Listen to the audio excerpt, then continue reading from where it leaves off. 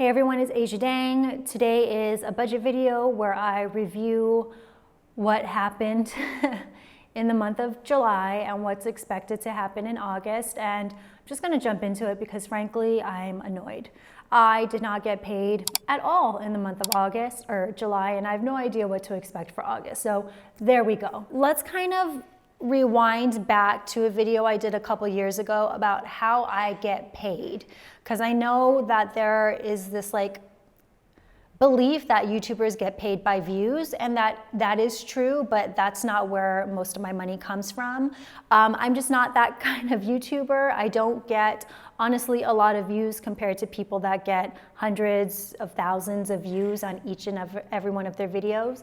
Just not that kind of YouTuber, and that's fine by me. I've accepted it. So most of my money comes from sponsorships. So that can come in the form of a YouTube sponsorship or an Instagram post sponsorship or a TikTok or stuff like that. And this is the first time that it's happened, I would say,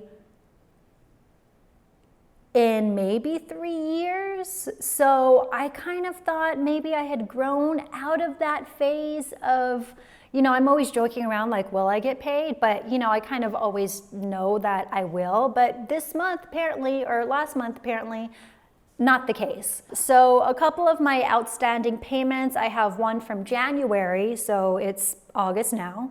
I have a couple from April, some from May, and then June and July, I kind of don't assume I'm gonna get paid immediately just because it could take 45 to 60 days. So the ones that are really annoying to me right now are the ones from January, April, and May. And that is where we are. And, is kind of just the way that things have turned out as someone that does this kind of work. It's kind of expected. And while I am angry about it, I am still financially okay, and let me tell you why. Basically, all of July went haywire in terms of financials because I didn't get paid, and then I also had to fund stuff for master plan, which was a lot of money. So for the first time ever, I wasn't able to make a contribution towards my investment goals, which is fine. It is what it is. But what am I talking about? Oh yes, why I'm okay, not mentally, but financially. So you all know that I have an emergency fund. And that is what everyone should have, no matter where you are financially. You need to have some sort of an emergency fund. And again, lots of videos on an emergency fund, but an emergency fund is basically an account, a totally separate account, a separate high yield savings account where you put 3, 6, 9, 12 months of expenses in there, and you just keep it there. You let it sit there until you have an emergency being, I don't know, a medical expense, an emergency being unexpected car repairs, an emergency being not being paid for an entire month. But I actually didn't have to dip into my emergency fund in the month of July, and the reason why is because I always keep a cash cushion. And a cash cushion isn't something that I've ever talked about in my videos just because it was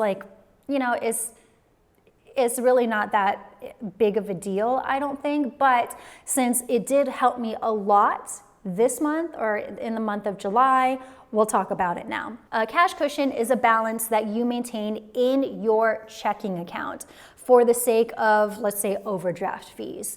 And normally this cash cushion would be, I would say less than $1,000 because again, it's just sitting in your bank account. It's there in case, something crazy happens and you're protecting yourself against overdraft fees or other fees that may occur. For me personally, my cash cushion was more of a mental thing. Back in the day, my cash cushion was $100. So the moment my bank account hit $100, that's when I started to freak out, okay? And the more I made money, the higher my cash cushion increased. So technically, it's supposed to be a small amount of money that you keep in your account for like overdraft fees in order to avoid those. But for me personally, it was more like I said, a mental thing in which when I hit this amount of money in my bank account, that means it's time to freak out and it's time to hustle and it's time to start selling some stuff so I don't go in the red. So again, when I was like back in the day when I was in a ton of debt, when I wasn't like necessarily getting paid at all, my cash cushion was 100, and then it would increase to 500, and then it would increase to 1,000. And now where I'm at now, my cash cushion is actually quite large. It is not a small cash cushion. It is a very, very large cash cushion of a couple $1,000s. And it's because, again, I need to protect myself from instances like this. So my cash cushion is being utilized not only to make me feel good about, you know, where I am and just making sure that I don't go any lower than that in my bank account, but it's also kind of like a precursor to touching my emergency fund. So again, I didn't have to go into my emergency fund this month. If I don't get paid 2 months in a row, I will for sure have to dip into my emergency fund because I will no longer have any money in my checking account.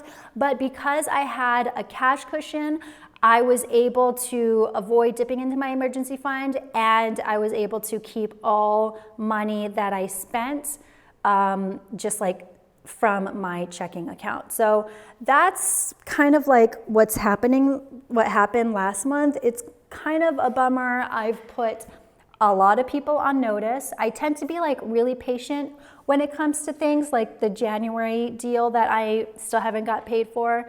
You know, I'm kind of patient because I have other money coming in, but now when I'm like faced with like a do or die situation, people get put on notice. So a lot of people have been put on notice. So hopefully we will see things making moves in the month of August. Okay, but let's kind of go into the percentages. The percentages are going to be a little different this month. So normally when I do these budget videos, I budget based on the income I receive. So we don't really go into like what's already in my bank account. It's just the income that I receive is what I base my budget videos off of. Home was 10%, which is like rent. Food, 8%. Dogs, 2%. Personal, 4%. Sinking funds, 4%. I was able to add a couple sinking funds. Equipment, 4%.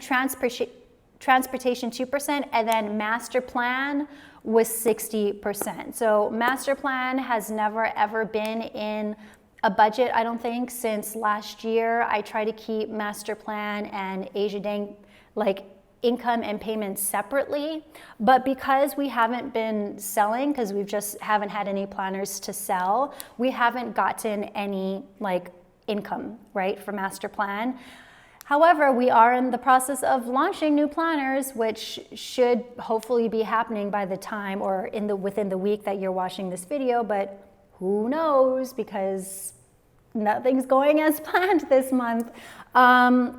So because of that, not only have I kind of like almost maxed out the master plan account that I have that had all that money in it, but now I also had to pull out money from my own personal account to fund things like paying for shipping, paying for the planners, paying for all this stuff. So hopefully once we start selling planners again, I won't have to dip into my checking account, but that's just the way the cookie crumbled this month. But other than that, what else happened in July? We did eat out a lot in July just because we had a lot of things to celebrate. One of my best friends, Laura, is about to pop.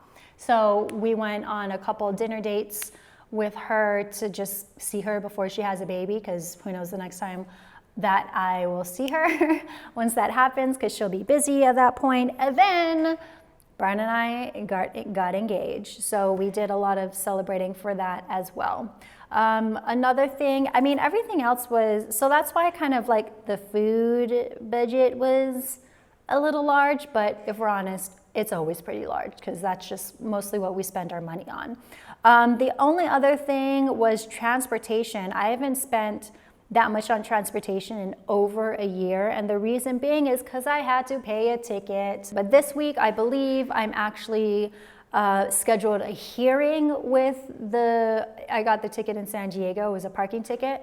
I scheduled a hearing to try to overturn that ticket because it was bullshit. I have photos and everything. So hopefully I'll be able to get that money back. And then the only other thing is that, again, I didn't put any money towards investing, which is the first time that's happened since ever.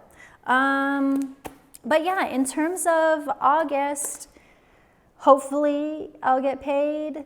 Hopefully all the master plan launches for the collegiate planner for students, and then restocking the undated planner will come, all that money will come back in so we can put money back into the master plan account. And maybe I can pay myself back. That would be nice as well. But I don't know, it was pretty stressful this month. Fortunately, again, I had my cushion and I have my emergency fund to save on, but just the idea of having to dip into your emergency fund gives me anxiety. I don't know why. It would actually be the first time ever that I've had to dip into my emergency funds. Let's just hope that the month of August brings money into my life. That would be great, because not only do we have to save up for a house, but now we also have to save up for a wedding, as well as other, the sinking funds and all those other things as well as life. So there's a lot of things coming at me all at once, and I, just kind of need money to pay for it. So that is it. Okay, moving forward, what I am thinking of is, actually this month was going to be the month that I started this, but because of the craziness that's happening in my budget, I thought that, talking about what I actually did in my budget this month, or how I did, was important. But I think moving forward, instead of doing like a monthly budget video, I think I might do kind of like a things that I accomplished this month video. And that will of course include financial goals, because those are very important things in my life, but it will also include other things that happen. Sorry, my chair is squeaky. All the budget videos are basically the same, except for, the minor breakdown happening in this video. They're all the same, right? So I think kind of incorporating other things, other exciting things that happen in my life in the month might be, again, the evolution of a budget video to just include more things. And yeah, I started doing it on my IG as a reel, and I think it's kind of just really fun. And yeah, I think I might test that out in the month of August or September for that budget video. Instead of a budget video, it'll be things I accomplished this month. And then also, I think it'd be cool for you all to see, to think about other things that you've accomplished this month outside of financial, because sometimes I feel like we can get like so in it that we forget things that are happening outside of money, and we need to kind of refocus. Anyways, that's what happened. That's what's happening.